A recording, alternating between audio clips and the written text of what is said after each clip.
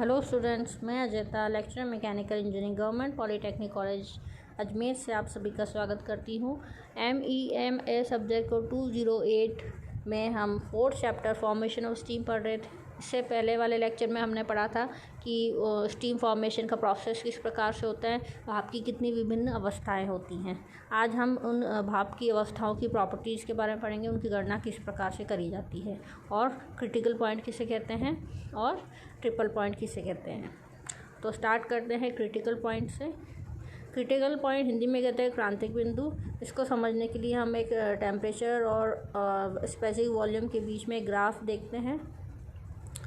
अब हमने जो स्टीम फॉर्मेशन जब पढ़ा था तो हमने पढ़ा था कि वो वायुमंडलीय दाब पे मान के चला था कि वायुमंडलीय दाब पे ये फॉर्मेशन ऑफ स्टीम का प्रोसेस चल रहा है। लेकिन अगर इस प्रेशर से अधिक दाब पर यह कार्य हो तो उसी के अनुसार जो सैचुरेशन टेम्परेचर होता है और वॉल्यूम, उनका मान भी बढ़ता जाता है। जैसा कि वायुमंडलीय दाब पे हम जानते हैं सैचुरेशन टेम्परेचर क्या होता है पानी का, 100 डिग्री सेंटीग्रेड पर वह बॉयल होना स्टार्ट कर देता है, वेपोराइज होना स्टार्ट कर देता है। लेकिन अगर यह वर्किंग प्रेशर वायुमंडलीय दाब से और अधिक बढ़ता जाए तो वैसे वैसे ये जो सैचुरेशन टेम्परेचर है इसका मान भी बढ़ता जाएगा, है ना। पानी जो है 100 डिग्री पे वेपोराइज ना होके और ज़्यादा मान पे वेपोराइज होगा।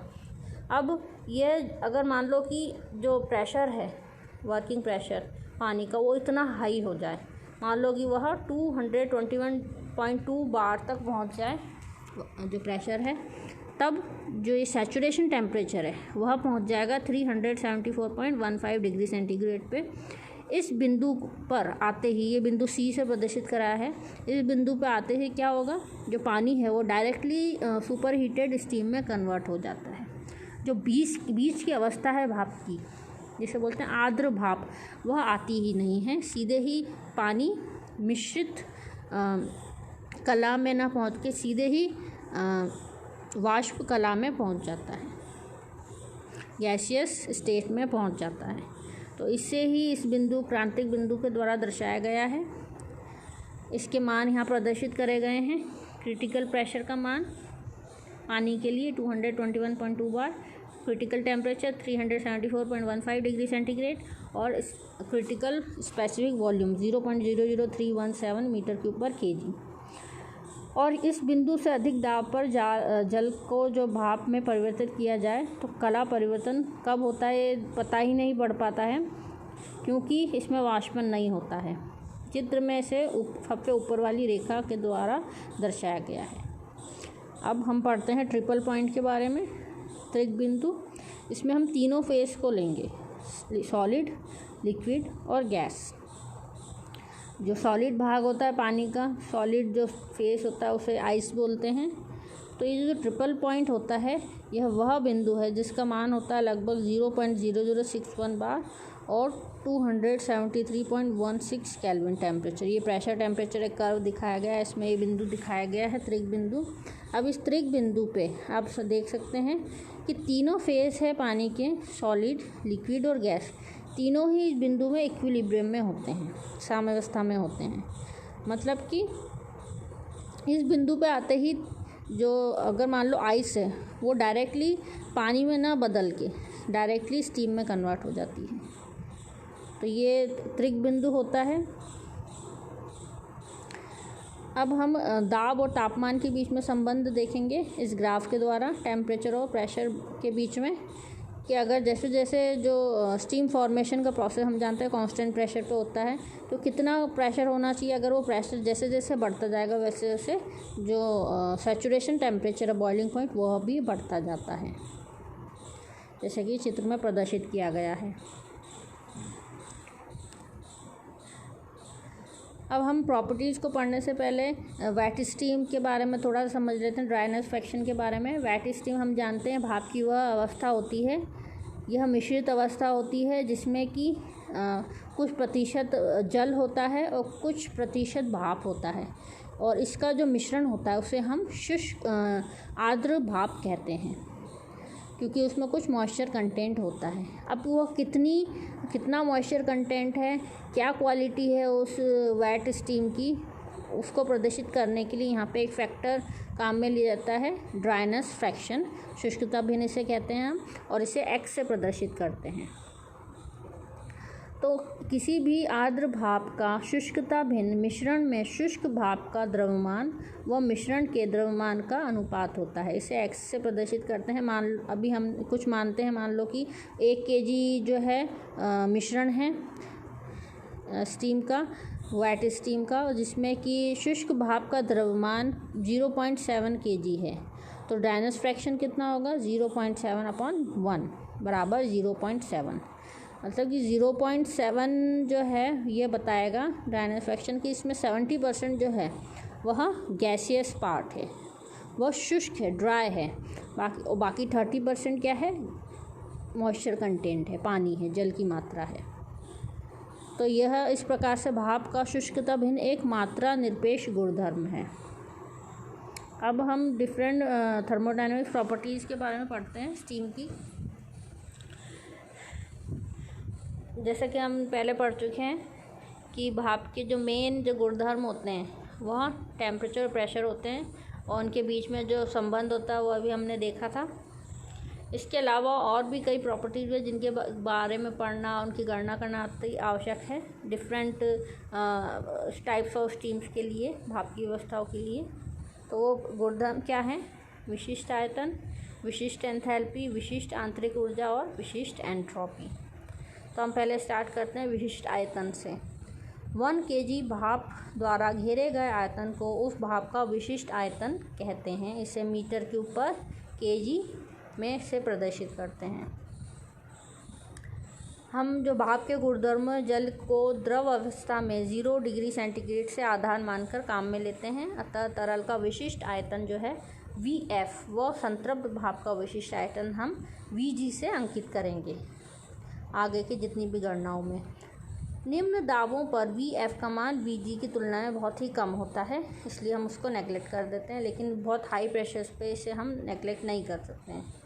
अब हम भाप की जो तीनों अवस्थाएं हैं, वेट, ड्राई और सुपर हीटेड, इनके लिए ये कैसे ज्ञात करते हैं विशिष्ट आयतन, उसको देखते हैं। सबसे पहले हमने जो ड्राई स्टीम है उसके लिए विशिष्ट आयतन हम जानते हैं, हमने रखा है Vg का मान, Vg हमने माना है। तो आर्द्र ताप पर विशिष्ट आयतन माना कि भाप की शुष्कता भिन्न x है, माना कि ड्राइनेस फ्रैक्शन x है। तो 1 kg भाप में जल की मात्रा कितनी होगी, 1 - x kg। जल का विशिष्ट आयतन हमने माना Vf होता है, तो भाप में जल कणों का आयतन होगा 1 - x Vf। तो शुष्क भाप का आयतन x × Vg। तो 1 kg आर्द्र भाप का कुल आयतन कितना होगा, इन दोनों को ऐड कर देंगे, ड्राइनेस पार्ट प्लस मॉइस्चर का भाग। तो मॉइस्चर का कितना कंटेंट है, 1 - x Vf है, और प्लस उसमें कितना ड्राई पार्ट है, x Vg, इन दोनों को ऐड करेंगे तो ये बताएगा कि वेट स्टीम का कुल आयतन इतना होगा। लेकिन हमने जैसे अभी पहले डिस्कस करा कि लो प्रेशर्स पे हम Vf को नेगलेक्ट कर देंगे, तो उसको नेगलेक्ट करके हमारे पास क्या फॉर्मूला आया वेट स्टीम के लिए, स्पेसिफिक वॉल्यूम का Vw = x Vg। तो इस फॉर्मूले की सहायता से हम वेट स्टीम का स्पेसिफिक वॉल्यूम ज्ञात कर सकते हैं।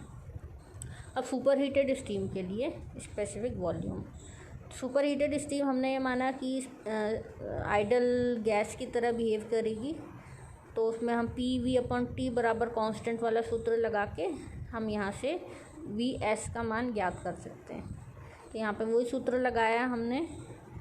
सुपर हीटिंग जो प्रोसेस होता है उसमें सबसे पहले इनिशियली भाप की स्टेट क्या होती है, ड्राई स्टेट, उसके बाद फिर वो सुपर हीटेड स्टेट में आ जाएगी। तो इसी प्रोसेस को यहाँ इस सूत्र से बताया गया है PVg/Tg। तो ये कौन सी स्टेट के लिए, ड्राई स्टीम के लिए। फिर वो किस में बदल गई, सुपर हीटेड स्टीम में। तो सुपर हीटेड स्टीम के लिए VPVs/Ts। तो इस सूत्र की सहायता से हम Vs का मान ज्ञात कर सकते हैं।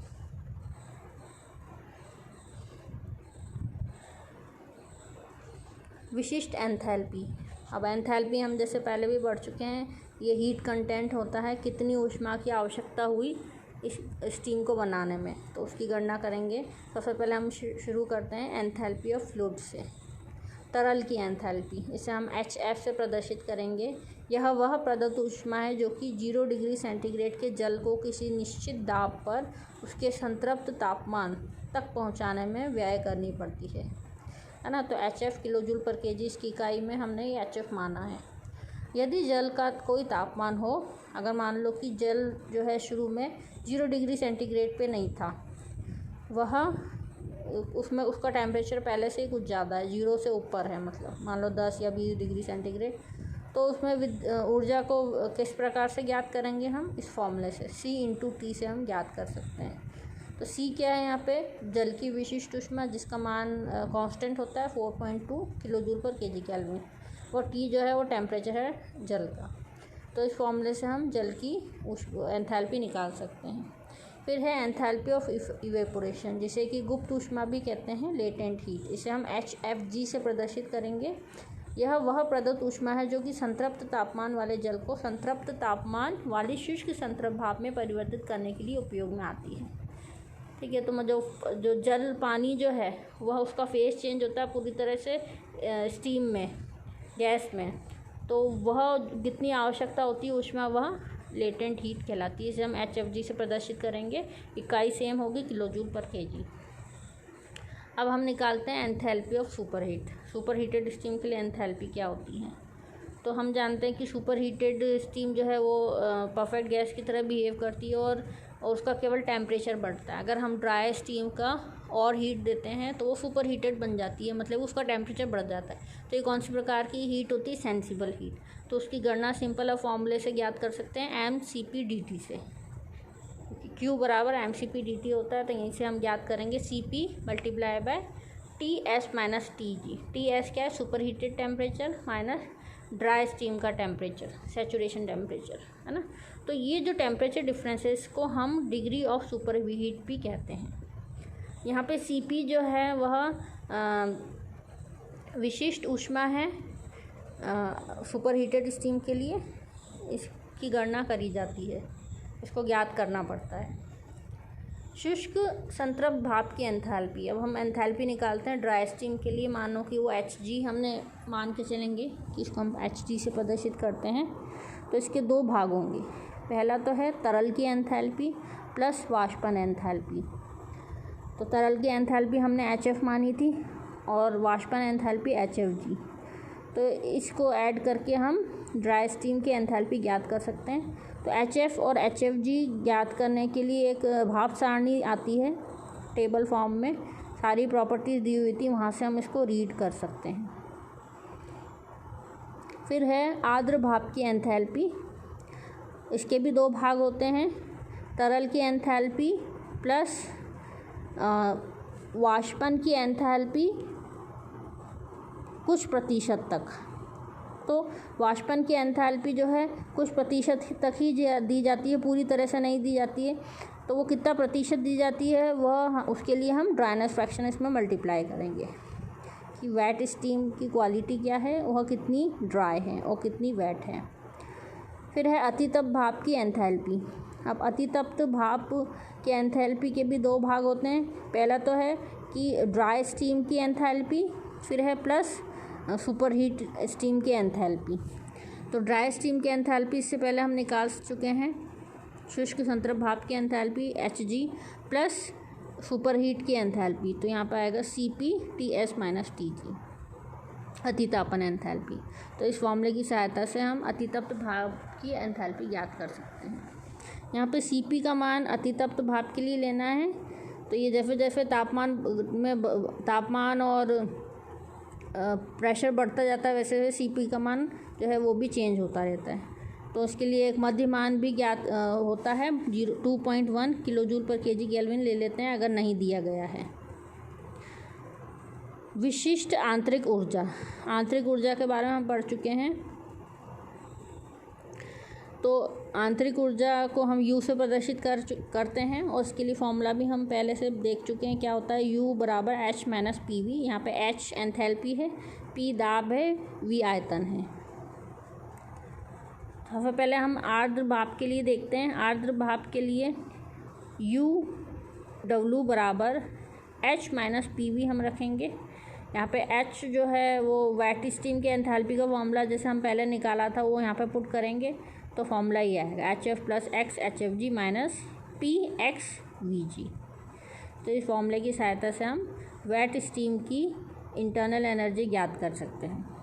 इसी प्रकार से सुपर हीटेड स्टीम के लिए हो जाएगा US = HS - PVS। यहाँ पे HS भी हम पहले ज्ञात कर चुके हैं जो उसका फॉर्मूला यहाँ रख देंगे, VS भी हम पहले ज्ञात कर चुके हैं जिसका फॉर्मूला यहाँ रख देंगे। तो इन फॉर्मूलेज की सहायता से हम इनकी वैल्यू निकाल सकते हैं। गुप्त आंतरिक ऊर्जा, गुप्त आंतरिक ऊर्जा क्या होता है? UFG बराबर इसको हम गुप्त लेटेंट हीट के रूप में प्रदर्शित करेंगे HFG - PVG। फिर आता है नेक्स्ट प्रॉपर्टी विशिष्ट एंट्रोपी, स्पेसिफिक एंट्रोपी। हम जानते हैं एंट्रोपी को हम S से प्रदर्शित करते हैं, तो चेंज इन एंट्रोपी होगा ΔS बराबर, फॉर्मूला भी हम पहले पढ़ चुके हैं, CP ln T2/T1 इसका फॉर्मूला होता है। क्योंकि ये कांस्टेंट प्रेशर प्रोसेस होता है तो कांस्टेंट प्रेशर प्रोसेस के लिए चेंज इन एंट्रोपी का फॉर्मूला ये होता है, जैसे कि हम जब सेकंड चैप्टर में पढ़ चुके हैं। तो सबसे पहले हम ड्राई स्टीम के लिए बात करते हैं। ड्राई स्टीम के लिए एंट्रोपी कितनी होगी? तो तरल की एंट्रोपी परिवर्तन होगा SF बराबर C ln TG/273। अब यहाँ पे हमें ध्यान देने वाली बात है कि 0 डिग्री सेंटीग्रेड या 273 केल्विन पर एंट्रोपी को 0 माना जाता है, इसलिए चेंज इन एंट्रोपी बराबर SF - 0। तो SF का मान क्या हुआ? C ln TG/273। यहाँ पे C क्या है? जल की विशिष्ट ऊष्मा है। इसी प्रकार से वाष्पन की एंट्रोपी जो कि स्थिर तापमान पर ऊष्मा प्रदान करने के कारण होती है, SFG बराबर होगा HFG/TG। अतः शुष्क संतृप्त भाप की एंट्रोपी होगी SG बराबर SF + SFG। तो यहाँ पे जो हमने वैल्यूज यहाँ पुट करेंगे तो इस प्रकार से फॉर्मूला आएगा एंट्रोपी का ड्राई स्टीम के लिए। इसी तरह से हम वेट स्टीम के लिए निकाल सकते हैं। वेट स्टीम के लिए बस इन सभी फॉर्मूले में हम ड्राइनेस फ्रैक्शन को ऐड कर देंगे, बाकी फॉर्मूले सेम रहेगा। सुपर हीटेड स्टीम के लिए SS बराबर SG, मतलब ड्राई स्टीम की entropy plus super heated entropy CP ln TS/TG। तो SG का मान हम पहले वाले सूत्र को यहाँ पे पुट करेंगे। इस प्रकार से फॉर्मूला बनेगा SS बराबर C ln TG/273 plus HFG/TG plus CP ln TS/TG। और एंट्रोपी की यूनिट हम जानते हैं kJ/kg केल्विन होता है।